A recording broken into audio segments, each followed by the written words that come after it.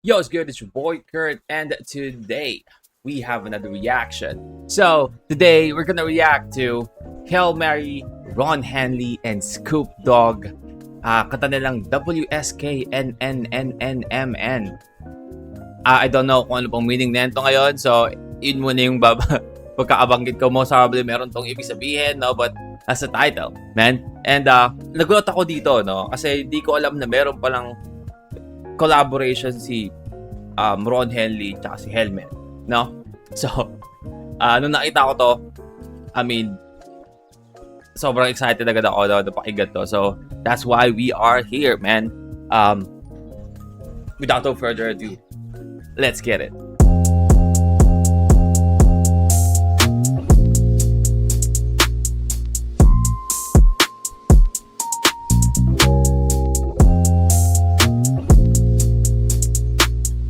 The art style is fucking crazy, no?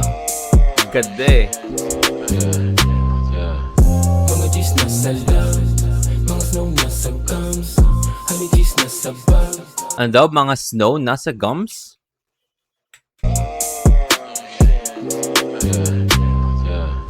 Mga G's nasa love, mga snow nasa gums. Mga snow nasa gums. Like yung snow, yung pang mga grill. G's nasa bag, wasa ka na naman. Di ba din isa lang, dapat magkabilang. Di ba din isa lang, wasa ka na naman. Oh, okay. Wasakan na naman. Okay, alright. That's the title. Wasakan na naman. Fucking hell, man. Kabilang, di ba din isa lang, wasa ka na naman. Bahala na nga ba si Bathala? Tiwala sa proseso kahit na napakahaba. Gumagawa ng tama, ayoko na makagambala. Kailan kaya kita maigagala ng malaya? Bigayan ng high na may 2 plus 3. Binalot mo na para Oh, kailan kita may igagala ng malaya? Is it also meron ganito kanta si di ba? Yung yung kanta ni buto ko yung title eh. Yung kanta ni Ron Henley tsaka ni yung kanta ni Ron Henley tsaka ni Al James, di ba? Napakalaking double entendre nun about weed and yung tinatago siya kumbaga kasi again hindi pa siya legal sa Pilipinas. Parang galon. ang lumpiang Shanghai. Walang buto-buto, walang tangkay. Shout out nga pala kay 2 Apri. Alam mo na siguro kung kanino ka rerekta. Oras na upang hipan ang trompeta. Pag nakita mo yung hinlalakit, hintuturo ng kamay ay nagkonekta. Pag nakita mo yung hinlalaki at hintuturo ay nagkonekta. Uy, parang trompeta. Nangangamoy sa tifa. Pag nakita mo yung hinlalakit, hintuturo ng kamay ay nagkonekta. Let's go. Nangangamoy sa tifa party. May tanji sardi at mawi-wawi. Sa pulagad yung bagang parang galing Saudi. May knockout punch ni Muhammad Ali. Ubod na sarap, solid hit. Gusto mo yung niraraf, sulit pag pinaf. Mga matay pupungay-bungay sa sobrang high, parang pusi ng giraffe. Wag lang papahu. Sobrang high, parang pusi ng giraffe. Kasi yung giraffe matangkad, no? So, basically, yung pusi niya is fucking high. Mga matay pupungay-bungay sa sobrang high, parang pusi ng giraffe. Wag lang papahuli sa akto, sapagkat medyo delikado. May mga bintanang di mo sigurado kung nakabukas o sadyang nakasarado. Sa mga marinig nila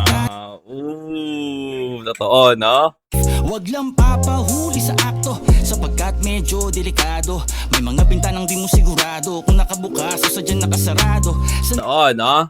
Sa lahat ng aspeto, hindi lang, I mean, of course, pag ganito, tamang inalakay na baka yung makakita sa'yo, no, like, what the fuck, baka isumbong ka. Pero, aside from, sa usapan natin dito about weed and all of this shit, no, applicable sa lahat ng bagay, no? Like, yung mga kapitbahay, yung mga chismosa, di ba, yung mga bitana nila, hindi mo alam kung nakabukas ba, o nakasarado ba talaga, o nakabukas, or, nakabukas o nakasarado.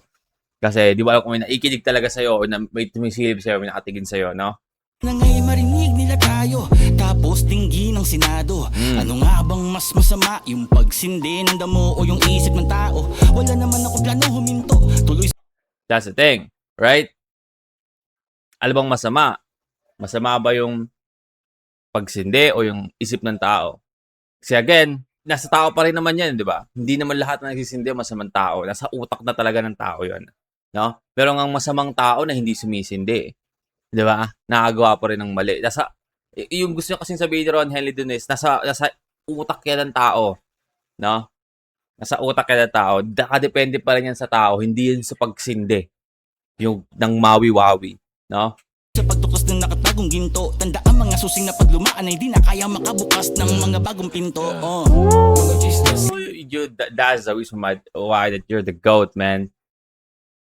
Ron fucking Henley, man. sa lang, mga snow Diba? Kaya hindi tayo nagpo-progress, no? Hindi makabukas ng panibagong pinto yung luma mong susi, 'di ba? Yung luma mong pag-iisip tungkol sa bagay na 'to. 'Di ba?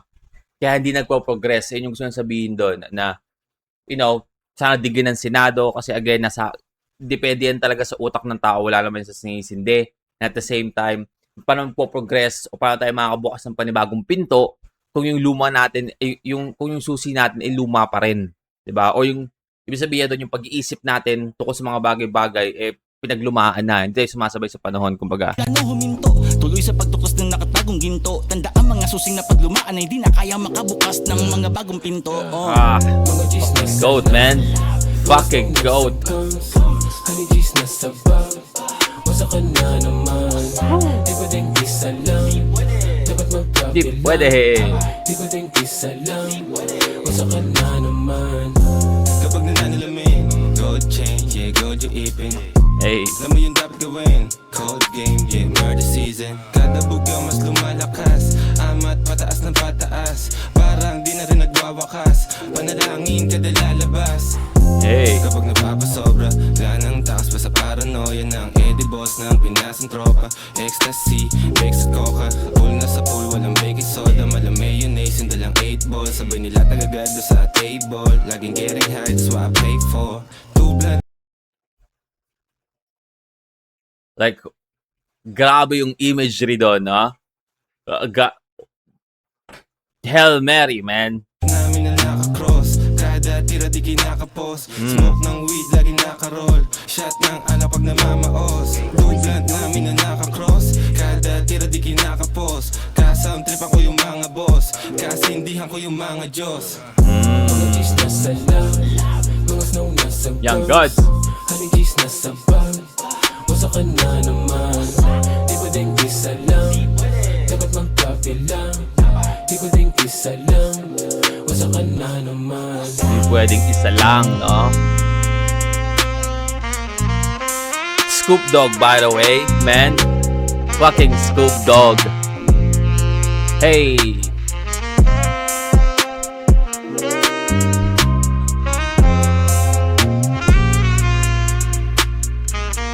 Scoop Dog is the shit now, no?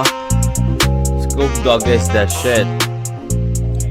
Alright, that is Wasakan na naman. At least ngayon alam ko yung title. Wasakan na naman by Hail Mary, Ron Henley, and of course, Scoop Dog, man. This is Visualizer. Art style, man. First of all, just wanna say the art style. Ang lupit to. Parang gusto ko. Sobrang naluptan ako sa art style na ito. Parang gusto kong i-printin. Gusto kong yun sa pader. But the song, I mean, kahit sa mo salpak si Ron Henley, alam mong si Ron Henley is magpe-perform and mag-deliver, no? Like always, Ron Henley, di yan mawawala sa top 10 ko, man. Top 10 best rapper of all time for me. Pinoy rapper of all time for me, man. Ron Henley, always, man. Goated na yan. Also with the Hail Mary dito, no? Hail Mary as well. Like yung imagery na binigay niya sa atin doon, man. Solid, no? Beat. This is a 10 out of 10 song for me, man. Mag-vibe ka lang. At the same time, yung may substance yung lyrics. 10 out of 10 for me, man. Well, that's a reaction today. Hope you guys enjoyed that. And if you want me to react to your favorite artist, singer, rapper, song, just comment down below. We're gonna react to it. And that's it for me today. See you on my next vid. You guys stay awesome.